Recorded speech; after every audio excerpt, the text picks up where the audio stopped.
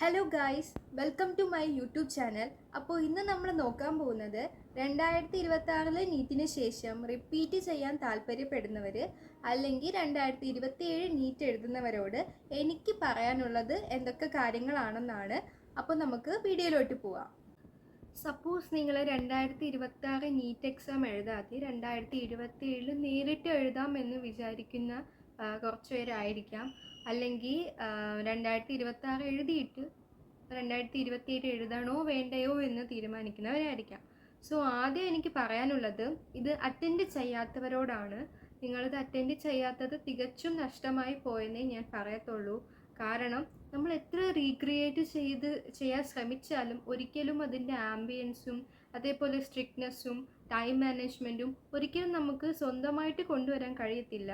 ഇപ്പോൾ നിങ്ങൾ വലിയൊരു സെൻട്രലോ അങ്ങനെ എന്തെങ്കിലും പോയി പഠിക്കുകയാണെങ്കിൽ പിന്നും നമുക്ക് പറ്റും. പക്ഷേ നമ്മളിപ്പോൾ എൻ്റെ അനുഭവത്തിൽ 2026 എഴുതിയപ്പോൾ ഒരുപാട് കാര്യങ്ങൾ ഫില്ല് ചെയ്യാനുണ്ടായിരുന്നു. സോ ഇപ്പം നമ്മൾ ഇത് അറിഞ്ഞിട്ട് അടുത്ത വർഷം പോവുകയാണെങ്കിൽ തീർച്ചയായിട്ടും അത് എളുപ്പമായിരിക്കും. കുറച്ചും കൂടി ടൈം മാനേജ് ചെയ്യാൻ നിങ്ങൾക്ക് പറ്റും.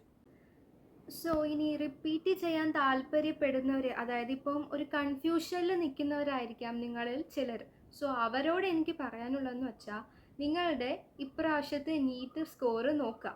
നീറ്റ് സ്കോർ നോക്കിയിട്ട് ഒരു 400 ഒരു 450 എബോ ഒക്കെ വന്നു എങ്കിൽ നിങ്ങൾക്ക് ഉറപ്പായിട്ടും നീറ്റ് റിപ്പീറ്റ് ചെയ്യാം. നിങ്ങൾക്ക് അടുത്ത വർഷം എന്തായാലും കിട്ടും. കാരണം നിങ്ങളുടെ ഒരു മാസത്തെ കഷ്ടപ്പാടിൻ്റെ ഫലമാണ് ഈ 450 മാർക്സ്. അത് ഒരു നോർമൽ മാർക്ക് അല്ല, നിങ്ങൾക്കത് പറ്റുമെന്ന് തെളിയിക്കുന്ന മാർക്കാണ്. സോ അങ്ങനെയുള്ളവർ ഒരിക്കലും കൺഫ്യൂഷൻ പെടണ്ട. നിങ്ങൾക്ക് MBBS വേണം എന്നുണ്ടെങ്കിൽ തീർച്ചയായിട്ടും മുന്നോട്ട് പോവുക. അല്ലാതെ എനിക്ക് 450 മാർക്സേ ഉള്ളൂ, എനിക്കിനി റിപ്പീറ്റ് ചെയ്യാൻ വയ്യ, പക്ഷേ എനിക്ക് MBBS വേണം എന്ന് കൺഫ്യൂഷൻ അടിച്ചിരിക്കുകയാണെങ്കിൽ സാരമില്ല, നിങ്ങൾക്ക് പറ്റും. സോ നിങ്ങൾ അതുമായിട്ട് മുന്നോട്ട് പോവുക. ഇനി നിങ്ങളുടെ മാർക്ക് ഒരു 350 റേഞ്ചിലൊക്കെ വന്നുള്ളൂ എങ്കിൽ നോക്കുക നിങ്ങൾക്ക് പറ്റുമോ എന്ന് നോക്കുക. അതായത് ഇപ്പോൾ നിങ്ങൾ ചിലർ പഠിക്കാതെ ആയിരിക്കും ഇപ്പോൾ വന്ന് എഴുതിയത്. സോ ഞാൻ പഠിക്കാതെയാണ് വന്ന് എഴുതിയത്, അതുകൊണ്ടാണ് എനിക്ക് മാർക്ക് കുറഞ്ഞത്. അങ്ങനെ ഉണ്ടെങ്കിൽ നിങ്ങൾക്ക് പഠിക്കാമെന്നുള്ളൊരു ഉറപ്പുണ്ടെങ്കിൽ റിപ്പീറ്റ് ചെയ്യുന്നത് നോക്കാം.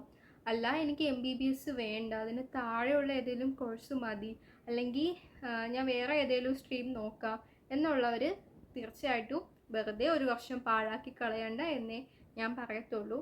ഒരു വർഷം തന്നെയാണ്. ഇപ്പം നമുക്ക് ഒരു വർഷം റിപ്പീറ്റ് ചെയ്ത് കിട്ടിയില്ലെങ്കിൽ അത് പോയി. പിന്നെ നമ്മൾ റിഗ്രറ്റ് അടിക്കും, അയ്യോ ഞാൻ പോകണ്ടായിരുന്നു എന്നൊക്കെ നമ്മൾ റിഗ്രറ്റ് അടിക്കും. സോ നല്ല രീതിക്ക് തീരുമാനിച്ചിട്ട് എടുക്കുക. ഈ 2 കാര്യമാണ് എനിക്ക് പറയാനുള്ളത്. അതായത് 2027 എഴുതാൻ പോകുന്നവരോട് ഈ 2 കാര്യങ്ങളാണ്. അതായത് 2026 എഴുതാത്തവരോട് ഇത് വളരെ ഒരു നഷ്ടമായി പോയെന്നും എഴുതണമായിരുന്നു എന്നും ഒരു കാര്യം പറയാനുണ്ട്. അപ്പോൾ വരുന്ന +2 വിദ്യാർത്ഥികൾക്കും അത് ബാധകമാണ്. നിങ്ങൾ എന്തായാലും എഴുതുക. ഇപ്പോൾ ഒരു ക്രാഷ് കോച്ചിങ്ങിനോ അല്ലെങ്കിൽ ഓൺലൈനായിട്ടോ സ്വന്തമായിട്ട് പഠിച്ചെങ്കിലും നിങ്ങൾ എഴുതുക.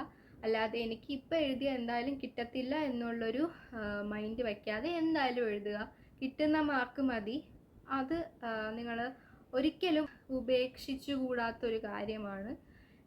ഇനി മറ്റുള്ളവരോട് ഇതാണ് പറയേണ്ടത്, റിപ്പീറ്റ് ചെയ്യാൻ താല്പര്യമുള്ളവർ ഞാൻ നേരത്തെ പറഞ്ഞ മാർക്കിൻ്റെ റേഞ്ച് അനുസരിച്ച് തീരുമാനിക്കുക.